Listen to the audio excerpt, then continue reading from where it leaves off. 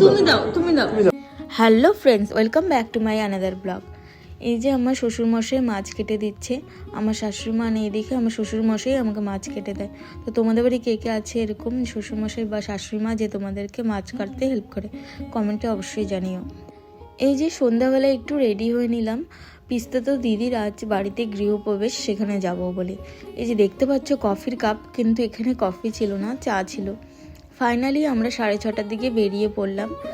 এই যে দেখছো আমার ছোট্ট দেওরটিকে, যত বড় হচ্ছে তত যেন দুষ্টুমি বেড়েই চলছে। খাবার নাও নাও। ফাইনালি দিদির বাড়িতে পৌঁছে গেলাম। আমাদের যেতে যেতে অনেকটাই লেট হয়ে গিয়েছিল। গিয়ে দেখছি প্রায় সবাই চলে এসেছে। এরপরে আমরা একটু ঘরগুলো ঘুরে ঘুরে দেখে নিলাম।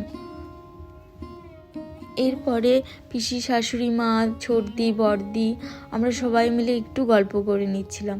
এই যে দেখতে পারছো এটা হচ্ছে বড়দি। ইনি হলেন হাই স্কুলের হেড মিস্ট্রেস। দুদিনের কঠোর পরিশ্রমে দিদি অনেকটাই ক্লান্ত হয়ে পড়েছিল, কারণ দিদিকে একা হাতেই সবটা সামলাতে হয়। এখানে দিদি আর জিজুই থাকে। এই যে তোমরা দেখছো আমার ছোট্ট কিউট দেওরটিকে, আমি ভিডিও করছিলাম বলে ভিডিও আমাকে করতে দেবে না।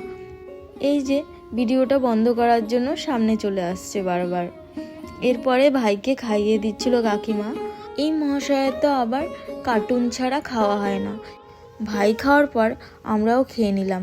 খাওয়ারগুলো কিন্তু বেশ ভালোই হয়েছিল। তুমি দাও। গো গো গো।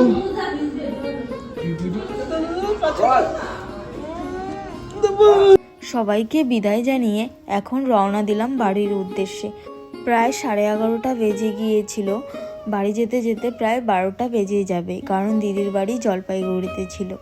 তো এটাই ছিল আজকের আমার মিনি ব্লগ। ভিডিওটা ভালো লাগলে অবশ্যই লাইক, কমেন্ট, শেয়ার করে দিও।